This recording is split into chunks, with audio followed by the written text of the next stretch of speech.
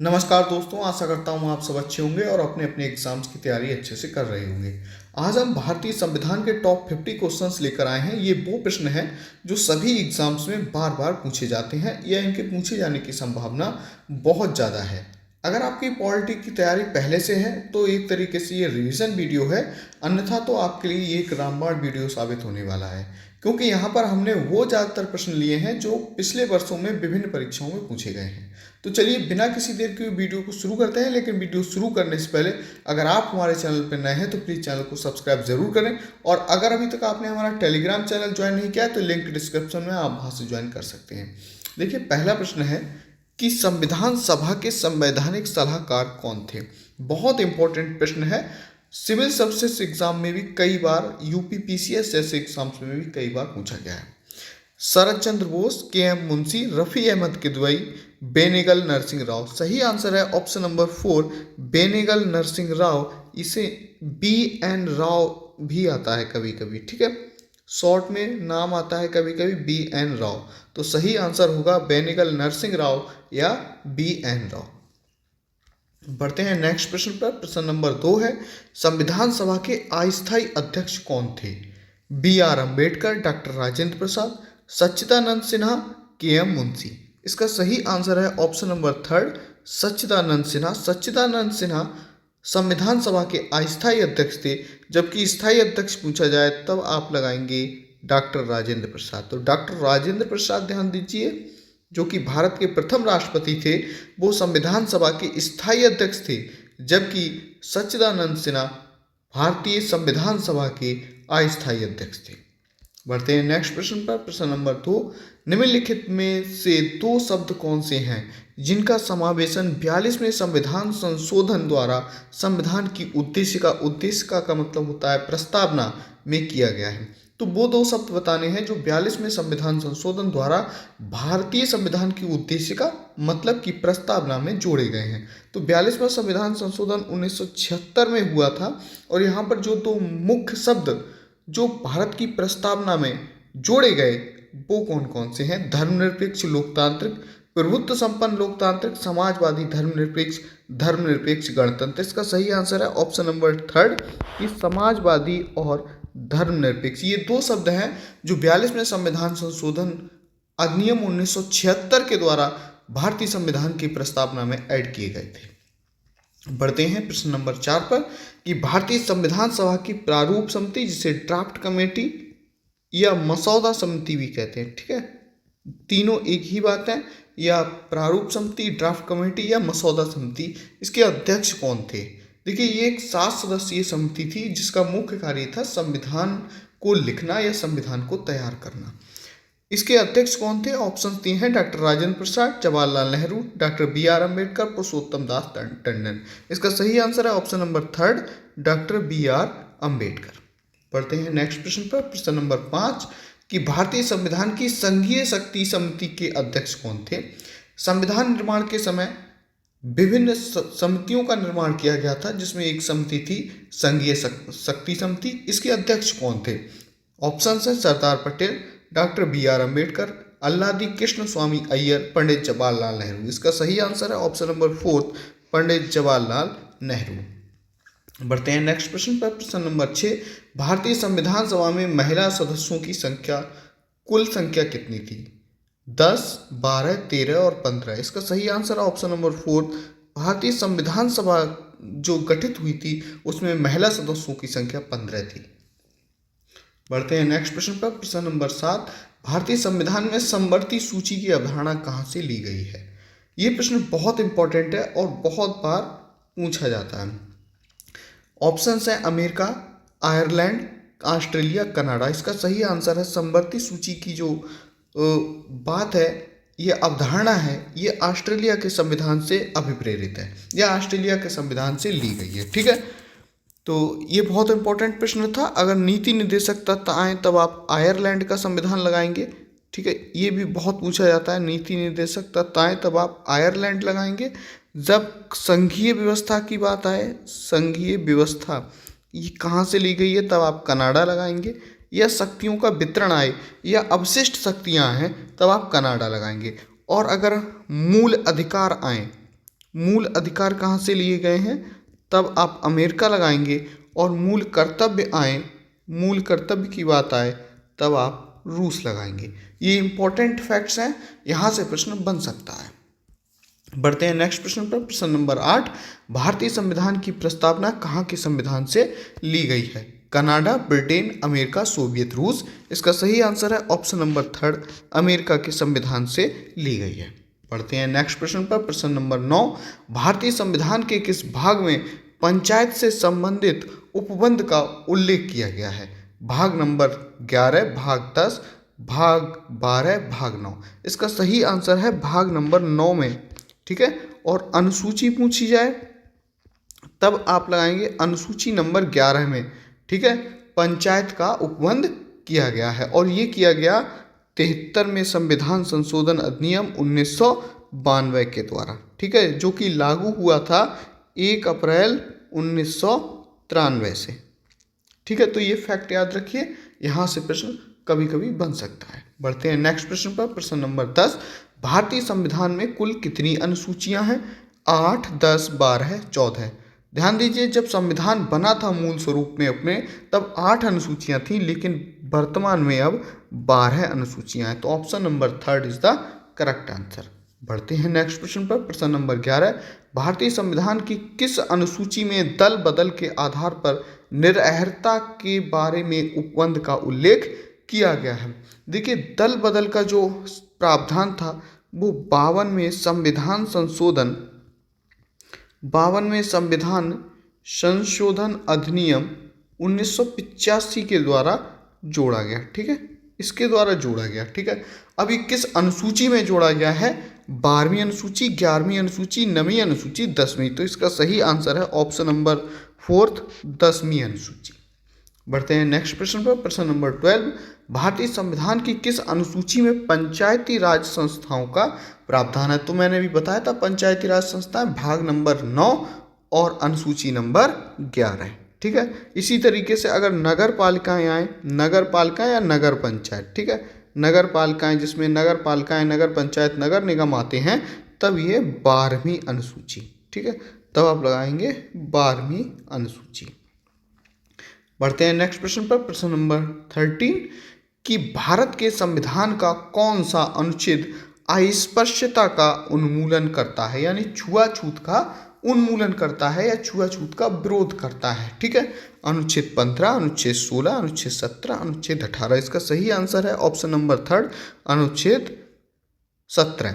अनुच्छेद 15 कहता है कि व्यक्ति को जो धर्म, लिंग, जाति या जन्म स्थान के आधार पर भेदभाव का प्रतिषेध करता है। ठीक है, और 16 नंबर क्या कहता है? लोक नियोजन में अवसर की समानता। ठीक है, अवसर की समानता यानी कि नौकरी या जो चीज़ें हैं इनमें सभी को अवसर की समानता होगी। और 18 नंबर उपाधियों पर रोक लगाता है, कहता है कि शिक्षा और सैन्य सम्मान के अलावा उपाधियों पर रोक रहेगी। ठीक है, तो ये उपाधियों पर रोक लगाता है। तो इसका जो सही आंसर है कि अस्पृश्यता उन्मूलन, वो होगा अनुच्छेद नंबर 17। बढ़ते हैं नेक्स्ट प्रश्न पर। प्रश्न नंबर 14, भारतीय संविधान के किस अनुच्छेद के अंतर्गत भाषण एवं अभिव्यक्ति की स्वतंत्रता के अधिकार की गारंटी दी गई है? अनुच्छेद 19, अनुच्छेद 20, अनुच्छेद 21, अनुच्छेद 22। इसका सही आंसर है ऑप्शन नंबर 1, अनुच्छेद नंबर 19, जहाँ भाषण, अभिव्यक्ति, ठीक है, प्रेस की स्वतंत्रता, ये सारी स्वतंत्रताएं जो हैं वो 19 नंबर में आती हैं। ठीक है, वाक, अभिव्यक्ति, संघ, संचरण, वृत्ति यानी कि व्यवसाय करने की स्वतंत्रता, संचरण, एक जगह से दूसरी जगह जाने की स्वतंत्रता, ये सब अनुच्छेद 19 के अंतर्गत आती हैं। ठीक है, और जो 21 है ये प्राण एवं दैहिक स्वतंत्रता से संबंधित है, प्राण एवं दैहिक स्वतंत्रता से संबंधित है। वहीं अनुच्छेद जो नंबर 22 है वो अनावश्यक गिरफ्तारी पर, बिना कारण की गिरफ्तारी पर रोक लगाता है। बढ़ते हैं नेक्स्ट प्रश्न पर। प्रश्न नंबर 15, भारत के संविधान के कौन से अनुच्छेद में भारत के राष्ट्रपति पर महाअभियोग लगाया जा सकता है? अनुच्छेद 51, अनुच्छेद 61, अनुच्छेद 54, अनुच्छेद 63। इसका सही आंसर है ऑप्शन नंबर 2, अनुच्छेद 61 के द्वारा। बढ़ते हैं नेक्स्ट प्रश्न पर। प्रश्न नंबर 16, निम्नलिखित में से किस वर्ष में भारतीय संसद द्वारा नागरिकता अधिनियम पारित किया गया? 1948, 1950, 1955, 1945। इसका सही आंसर है ऑप्शन नंबर थर्ड कि 1955 में संसद द्वारा नागरिकता अधिनियम पारित किया गया। बढ़ते हैं नेक्स्ट प्रश्न पर। प्रश्न नंबर 17, भारतीय संविधान के अंतर्गत मूल अधिकारों का संरक्षक कौन है? संसद, राष्ट्रपति, सर्वोच्च न्यायालय, मंत्रिमंडल। तो इसका सही आंसर है ऑप्शन नंबर थर्ड, सर्वोच्च न्यायालय या उच्चतम न्यायालय मूल अधिकारों का संरक्षक है। ठीक है, यह मूल अधिकारों का गारंटर है। इसका मतलब ये है कि अगर किसी व्यक्ति के मौलिक अधिकारों का या मूल अधिकारों का हनन होता है तो वह सीधे सर्वोच्च न्यायालय जा सकता है। बढ़ते हैं नेक्स्ट प्रश्न। प्रश्न नंबर 18, भारतीय संविधान का कौन सा अनुच्छेद 14 वर्ष से कम आयु के बच्चों को कारखाने, खानों आदि में नियोजित करने से रोकता है? अनुच्छेद 24, अनुच्छेद 26, अनुच्छेद 23, अनुच्छेद 25। इसका सही आंसर है ऑप्शन नंबर फर्स्ट, अनुच्छेद 24। अनुच्छेद 24 जो है 14 वर्ष से कम आयु के बच्चों को कारखानों, खानों आदि में कार्य करने से रोकता है। बढ़ते हैं नेक्स्ट प्रश्न पर। प्रश्न नंबर 19, निम्नलिखित मौलिक अधिकारों में से किसे डॉक्टर बी.आर. अम्बेडकर ने संविधान का हृदय एवं आत्मा की संज्ञा दी? धार्मिक स्वतंत्रता का अधिकार, संवैधानिक उपचारों का अधिकार, संपत्ति का अधिकार, शिक्षा का अधिकार। इसका सही आंसर है ऑप्शन नंबर टू, संवैधानिक उपचारों का अधिकार, जो कि अनुच्छेद नंबर 32 के अंतर्गत आता है। इसका मतलब ये है जब किसी व्यक्ति के मौलिक अधिकारों का हनन होता है तो वह सुप्रीम कोर्ट जा सकता है। ये बात हमने अभी थोड़ी देर पहले एक प्रश्न में देखी थी। वो अनुच्छेद नंबर 32 के अंतर्गत, जो कि संवैधानिक उपचारों का अधिकार है, इसी के अंतर्गत सुप्रीम कोर्ट जाता है। ठीक है, तो इसके लिए संवैधानिक उपचारों का अधिकार के लिए डॉक्टर बी.आर. अम्बेडकर ने संविधान का हृदय एवं आत्मा कहा था। इसका मतलब ये है कि संविधान प्रत्येक व्यक्ति को उसके अधिकारों को संरक्षित, सुरक्षित करने का पूरा मौका देता है और कोई भी उसके अधिकारों को, मौलिक अधिकारों को कोई भी उस हनन नहीं कर सकता। बढ़ते हैं नेक्स्ट प्रश्न पर। प्रश्न नंबर 20, संपत्ति के मूल अधिकार को किस संवैधानिक संशोधन अधिनियम द्वारा समाप्त किया गया?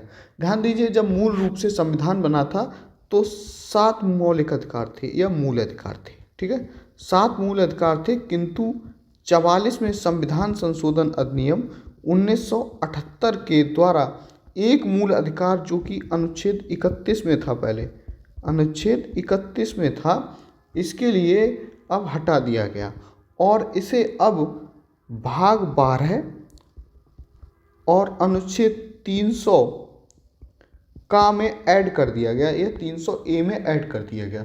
इसका मतलब पहले जो संपत्ति का अधिकार था वो मूल अधिकार था, लेकिन 44वें संविधान संशोधन 1978 के द्वारा भाग 12 और अनुच्छेद 300A में जो पहले अनुच्छेद 31 के अंतर्गत संपत्ति का अधिकार था उसको अब यहाँ पर जोड़ दिया गया। इसका मतलब अब संपत्ति का अधिकार मौलिक अधिकार नहीं है, बल्कि अब ये कानूनी अधिकार है। ठीक है, अब ये संपत्ति का अधिकार कानूनी अधिकार हो गया। तो ये किस संविधान संशोधन द्वारा किया गया? तो ये 44वें संविधान संशोधन द्वारा 1978 के द्वारा किया गया। बढ़ते हैं नेक्स्ट प्रश्न पर। प्रश्न नंबर 21 प्रश्न है कि भारतीय संविधान का कौन सा अनुच्छेद शिक्षा का अधिकार प्रदान करता है? अनुच्छेद 44, अनुच्छेद 12, अनुच्छेद 39 से, अनुच्छेद 21 से। तो इसका सही आंसर है ऑप्शन नंबर 4, अनुच्छेद 21 से। ध्यान दीजिए, 86वें संविधान संशोधन अधिनियम, 86वें संविधान संशोधन अधिनियम 2002 के द्वारा ये आर्टिकल जोड़ा गया। पहले नहीं था ये आर्टिकल, तो ये आर्टिकल जोड़ा गया कि 6 से 14 वर्ष के बच्चों के लिए निःशुल्क शिक्षा का अधिकार होगा। इसके साथ साथ ही एक मौलिक कर्तव्य जोड़ा गया, पहले 10 थे, अब 11वां की प्रत्येक अभिभावक अपने बच्चे के लिए जो है प्राथमिक शिक्षा की व्यवस्था करेगा। यह प्राथमिक शिक्षा की व्यवस्था करेगा, उसके लिए पढ़ाएगा। तो ये प्रावधान 86वें संविधान संशोधन द्वारा जोड़ा गया। तो जो शिक्षा का अधिकार है वो अनुच्छेद 21A के अंतर्गत आता है। बढ़ते हैं नेक्स्ट प्रश्न पर। प्रश्न नंबर 22, भारतीय संविधान का कौन सा अनुच्छेद राज्य सरकारों को ग्राम पंचायत को गठित करने का अधिकार देता है? अनुच्छेद 32, अनुच्छेद 40, अनुच्छेद 48, अनुच्छेद 51। इसका सही आंसर है ऑप्शन नंबर 2, अनुच्छेद 40। बढ़ते हैं नेक्स्ट प्रश्न पर। प्रश्न नंबर 23, निम्नलिखित में से किस समिति ने मौलिक कर्तव्यों को शामिल करने की अनुशंसा की थी? तारापुर समिति, राधाकृष्णन समिति, बलवंत राय समिति, स्वर्ण सिंह समिति। इसका सही आंसर है ऑप्शन नंबर 4 स्वर्ण सिंह समिति। ध्यान दीजिए 42वें संविधान संशोधन 1976 के द्वारा जो कि स्वर्ण सिंह समिति पर आधारित था, इन्होंने मौलिक कर्तव्यों को जोड़ा। जब संविधान मूल रूप से बना था उस समय मौलिक कर्तव्य भारतीय संविधान में शामिल नहीं थे, ये ध्यान देना है आपको।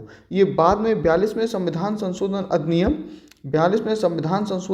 1976 के द्वारा स्वर्ण सिंह समिति की सिफारिशों पर जोड़े गए। ठीक है, जो कि कहाँ से प्रभावित थे? तो रूस के संविधान से ये प्रभावित थे, या रूस के संविधान के आधार पर भारत में जो है ये मौलिक कर्तव्य जोड़े गए। बढ़ते हैं नेक्स्ट प्रश्न पर। प्रश्न नंबर 24 है कि निम्नलिखित में से कौन संसद का अनन्य भाग नहीं है? राष्ट्रपति, उपराष्ट्रपति, लोकसभा, राज्यसभा। ध्यान दीजिए भारतीय संसद के 3 अंग हैं, जिनमें से सबसे ऊपर होता है राष्ट्रपति और नीचे 2 सदन होते हैं, जिसे एक को लोकसभा यानी कि निम्न सदन कहा जाता है और दूसरी होती है राज्यसभा, जिसे उच्च सदन कहा जाता है। तो यहाँ पर देखिए उपराष्ट्रपति संसद का मतलब भाग नहीं होगा, बल्कि राष्ट्रपति, लोकसभा और राज्यसभा संसद के भाग होंगे। तो ऑप्शन नंबर 2 यहाँ पर सही होगा कि संसद का अनन्य भाग नहीं है, तो वो राष्ट्रपति। बढ़ते हैं नेक्स्ट प्रश्न पर। प्रश्न नंबर 25, संसद के दोनों सदनों के संयुक्त अधिवेशन की अध्यक्षता कौन करता है? ध्यान दीजिए कि अनुच्छेद 108 में ये प्रावधान है कि संसद के दोनों सदनों की संयुक्त बैठक राष्ट्रपति बुला सकता है। तो राष्ट्रपति द्वारा संयुक्त बैठक को आहूत करना कहते हैं, आहूत करना या बुलाना। ये कौन करता है? President of India. ठीक है, लेकिन जो संयुक्त बैठक की अध्यक्षता करता है वो करता है लोकसभा अध्यक्ष यानी कि स्पीकर, इसे कहते हैं स्पीकर।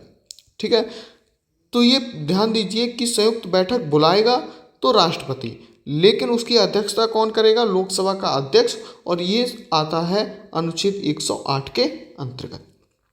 बढ़ते हैं नेक्स्ट प्रश्न पर। प्रश्न नंबर 26, भारत में किसके चुनाव में आनुपातिक प्रतिनिधित्व चुनाव प्रणाली अपनाई जाती है? राज्यसभा सदस्य, विधान परिषद सदस्य, उपराष्ट्रपति, राष्ट्रपति। इसका सही आंसर है ऑप्शन नंबर 4 राष्ट्रपति। राष्ट्रपति के चुनाव में आनुपातिक प्रतिनिधित्व चुनाव प्रणाली और गुप्त मतदान का प्रयोग किया जाता है। बढ़ते हैं नेक्स्ट प्रश्न पर। प्रश्न नंबर 27, राष्ट्रपति द्वारा राज्यसभा में मनोनीत सदस्यों की कुल संख्या कितनी होती है? 14, 18, 12, 16। इसका सही आंसर है ऑप्शन नंबर 3 12। जो विशेष प्रतिभावान व्यक्ति होते हैं, चाहे वो किसी भी क्षेत्र में हो, विज्ञान, कला, खेल, इनसे संबंधित विशेष व्यक्ति होते हैं, विशेष प्रतिभा के धनी होते हैं, उन 12 व्यक्तियों के लिए राष्ट्रपति राज्यसभा में अपने मन से अपनी इच्छा अनुसार चयन कर सकता है। बढ़ते हैं नेक्स्ट प्रश्न पर। प्रश्न नंबर 28, भारतीय संविधान के अनुसार कार्यपालिका का प्रमुख कौन होता है? प्रधानमंत्री, भारत सरकार के मुख्य सचिव, राष्ट्रपति, केंद्रीय गृह मंत्री। इसका सही आंसर है ऑप्शन नंबर 3 राष्ट्रपति। तो भारत का राष्ट्रपति कार्यपालिका का प्रमुख और भारत का प्रथम नागरिक होता है। बढ़ते हैं नेक्स्ट प्रश्न पर। प्रश्न नंबर 29, भारतीय संविधान का कौन सा अनुच्छेद राष्ट्रपति को संसद के अवकाश के समय अध्यादेश जारी करने का अधिकार या शक्ति देता है? अनुच्छेद 130, अनुच्छेद 232, अनुच्छेद 312, अनुच्छेद 123। इसका सही आंसर है ऑप्शन नंबर 4 अनुच्छेद 123। अनुच्छेद 123 के अनुसार जब संसद के दोनों सदन ना चल रहे हो या कोई एक सदन चल रहा हो और कोई अध्यादेश बिल लाना जरूरी हो, तो राष्ट्रपति ऐसे समय में अध्यादेश ला सकता है और उस अध्यादेश का प्रभाव संसद द्वारा बनाए गए कानून के समान ही होता है। तो अध्यादेश लाने का जो शक्ति है राष्ट्रपति की, वो अनुच्छेद नंबर 123 के अंतर्गत आती है। बढ़ते हैं नेक्स्ट प्रश्न पर। प्रश्न नंबर 30, भारतीय संसद के ऊपरी सदन को किस नाम से जाना जाता है? लोकसभा, राज्यसभा, विधान परिषद, विधानसभा। ध्यान दीजिए जो केंद्र सरकार होती है यानी संघीय सरकार कहते हैं जिसे, वहाँ राज्यसभा उच्च सदन होती है या इसे बड़ों की सभा कहते हैं, तो उच्च सदन। लोकसभा को निम्न सदन कहते हैं या इसे निम्न सदन या इसे चर्चित सदन के नाम से भी जाना जाता है, चर्चित सदन। ठीक है। तो जो सामान्यतः हम एमपी चुनते हैं, जो नागरिक चुनाव वोट डाल के जो चुनते हैं एमपीस के लिए, वो सामान्यतः लोकसभा के लिए चुने जाते हैं।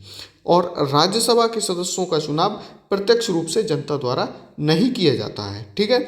इसी प्रकार जो राज्य सरकारें होती हैं, इसी प्रकार राज्य सरकारों की अगर बात करें यहाँ पर, वहाँ पर भी दो सदन होते हैं।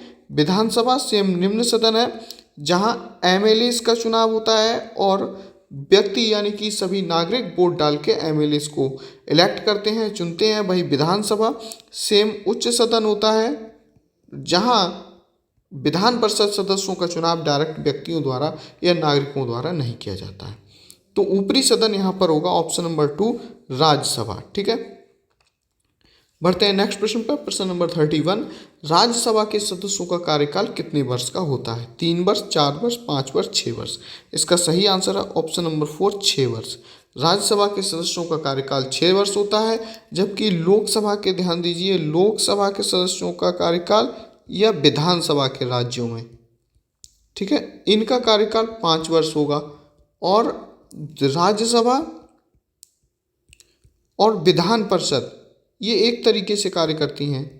बस फर्क इतना है कि राज्यसभा संघीय सरकार में होती है सेंट्रल लेवल पर, और विधान परिषद राज्य लेवल पे होती है। हालांकि सारे राज्यों में नहीं है, कुछ राज्यों में है। तो इनका कार्यकाल 6 वर्ष होता है। ठीक है। बढ़ते हैं नेक्स्ट प्रश्न पर। प्रश्न नंबर 32 कि राज्यसभा का सभापति कौन होता है? लोकसभा अध्यक्ष, उपराष्ट्रपति, प्रधानमंत्री, राष्ट्रपति। इसका सही आंसर ऑप्शन नंबर 2। जो उपराष्ट्रपति होता है, वाइस प्रेसिडेंट ऑफ इंडिया, वो राज्यसभा का सभापति होता है। पढ़ते हैं नेक्स्ट प्रश्न पर। प्रश्न नंबर 33 कि लोकसभा का चुनाव लड़ने के लिए इच्छुक व्यक्ति की न्यूनतम आयु कितनी होनी चाहिए? तो लोकसभा का चुनाव लड़ने के लिए व्यक्ति की न्यूनतम आयु 25 वर्ष होनी चाहिए। ठीक है। और वोट देने की आयु 18 वर्ष। ठीक है। ध्यान देना, वोट देने की जो आयु है वो जबकि 18 वर्ष होती है, जबकि पंचायत में चुनाव लड़ने की जो आयु होती है वो 21 वर्ष होती है। ठीक है। बढ़ते हैं नेक्स्ट प्रश्न पर। प्रश्न नंबर 34 कि निम्न में से कौन सा विधेयक केवल लोकसभा में ही पेश किया जा सकता है?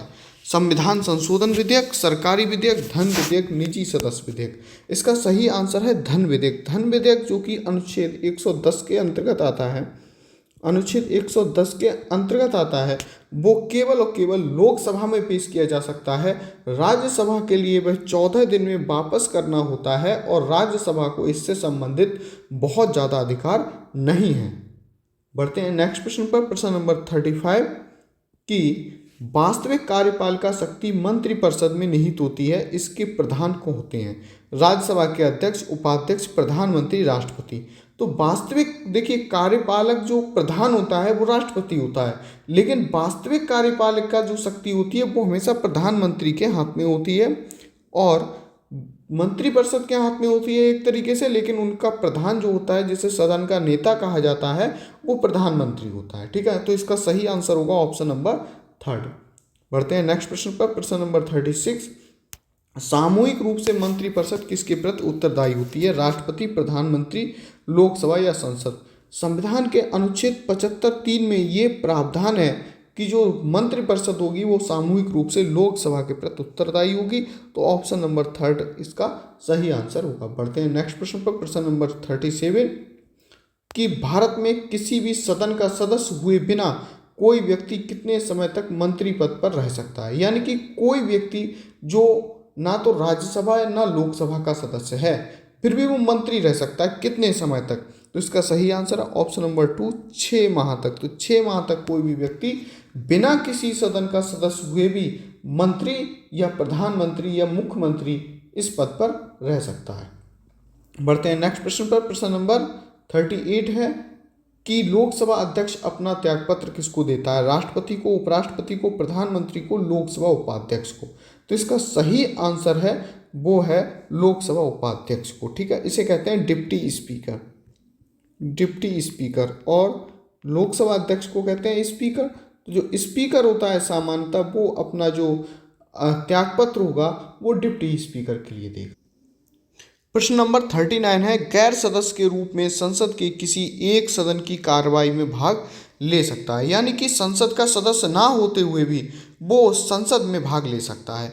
उपराष्ट्रपति, मुख्य न्यायाधीश, महान्यायवादी, मुख्य निर्वाचन आयुक्त। तो इसका सही आंसर है ऑप्शन नंबर थर्ड, महान्यायवादी। अनुच्छेद 76 में ये प्रावधान है महान्यायवादी का, ठीक है। तो ये महान्यायवादी जो है किसी भी सदन का सदस्य ना होते हुए भी संसद कार्यवाही में भाग ले सकता है। बढ़ते हैं नेक्स्ट प्रश्न पर, प्रश्न नंबर 40।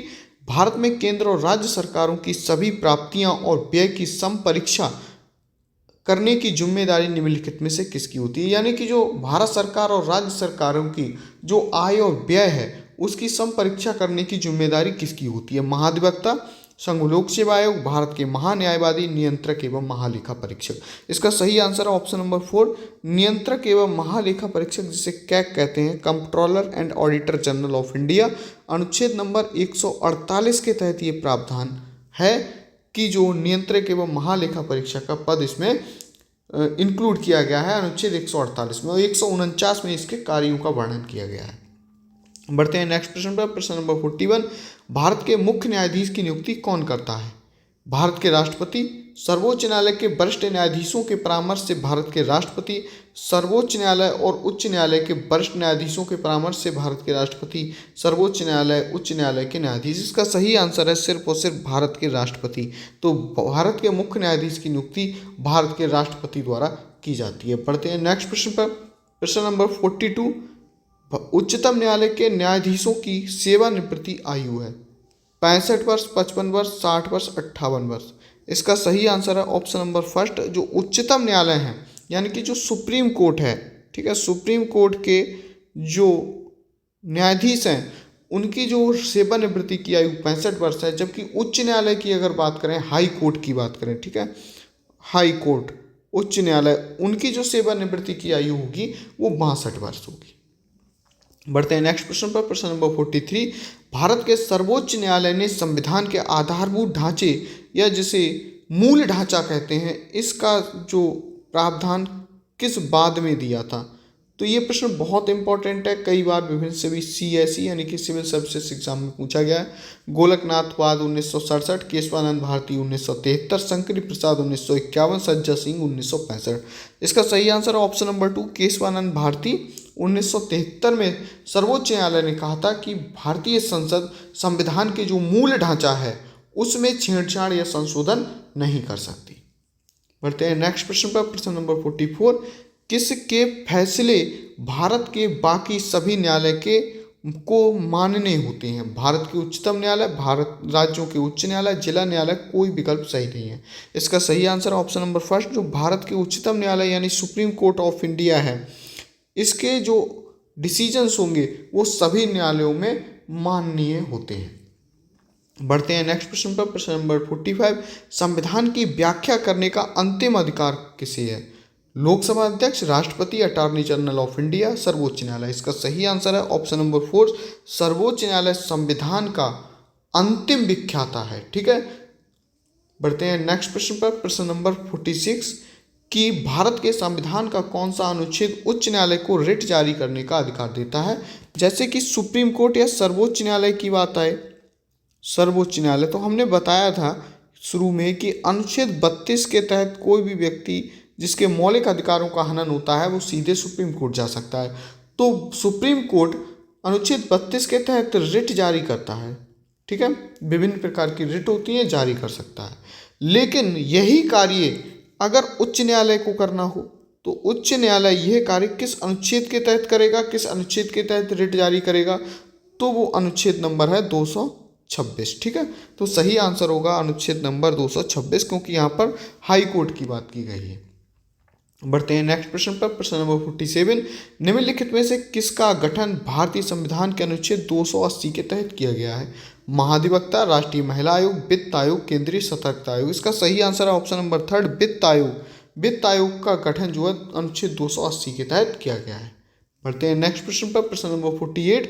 भारतीय संविधान के किस अनुच्छेद में निर्वाचन आयोग के लिए प्रावधान है, यानी इलेक्शन कमीशन ऑफ इंडिया, जिसे ECI कहते हैं, इसका गठन किस संविधान के किस अनुच्छेद में किया गया है? अनुच्छेद 320, अनुच्छेद 324, 322, 326। इसका सही आंसर है ऑप्शन नंबर 2, अनुच्छेद 324। बढ़ते हैं नेक्स्ट प्रश्न पर, प्रश्न नंबर 49। सरकार या आयोग की सिफारिश का संबंध क्या है? ये किससे संबंधित है? राजस्व वितरण से, भारत के राष्ट्रपति की शक्तियों एवं कार्यों से, संसद की सदस्यता से, केंद्र और राज्यों के बीच संबंधों से। इसका सही आंसर है ऑप्शन नंबर 4, केंद्र और राज्यों के बीच संबंधों से। बढ़ते हैं नेक्स्ट प्रश्न का, प्रश्न नंबर 50 कि भारतीय संविधान की 7वीं अनुसूची की राज्य सूची में निम्नलिखित में से किसका उल्लेख है? डाकघर, बचत बैंक, रेलवे, सट्टा और जुआ, अंतर्राष्ट्रीय व्यापार और वाणिज्य। यहाँ पर ध्यान देने की बात है, जो डाकघर और बचत बैंक है वो संघ सूची में आते हैं, जो रेलवे है वो भी संघ सूची में आती है, सट्टा और जुआ ये राज्य सूची का विषय है, अंतर्राष्ट्रीय व्यापार और वाणिज्य ये संघ सूची के अंतर्गत आते हैं। आप जानते हैं जो 7वीं अनुसूची है वहाँ 3 सूचियाँ हैं, एक तो संघ सूची जिन पर सिर्फ और सिर्फ संघीय सरकार या केंद्र सरकार कानून बनाती है, राज्य सूची जिन पर राज्य सरकारें कानून बनाती हैं, और समवर्ती सूची जिन पर दोनों सरकारें कानून बना सकती हैं। तो संघ सूची में जो देश के मामले हैं, जैसे अंतर्राष्ट्रीय व्यापार वाणिज्य है, रक्षा है देश की, डाकघर, बचत बैंक, रेलवे, ये सब आता है संघ सूची में। परमाणु ऊर्जा है, इस तरीके की चीज़ें संघ सूची में आती हैं। जो राज्य सूची के अंतर्गत आता है वो है आपका जैसे सट्टा है, जुआ है, सिंचाई है, कृषि है, जेल है, स्वास्थ्य है, पुलिस है, ये राज्य सूची के अंतर्गत आता है। और समवर्ती सूची में विशेष ध्यान दीजिए, शिक्षा, वन, माप और तौल ये आता है आपका समवर्ती सूची में। आशा करता हूँ वीडियो आपको अच्छा लगा होगा। मिलते हैं नेक्स्ट वीडियो में, तब तक के लिए जय हिंद, वंदे मातरम।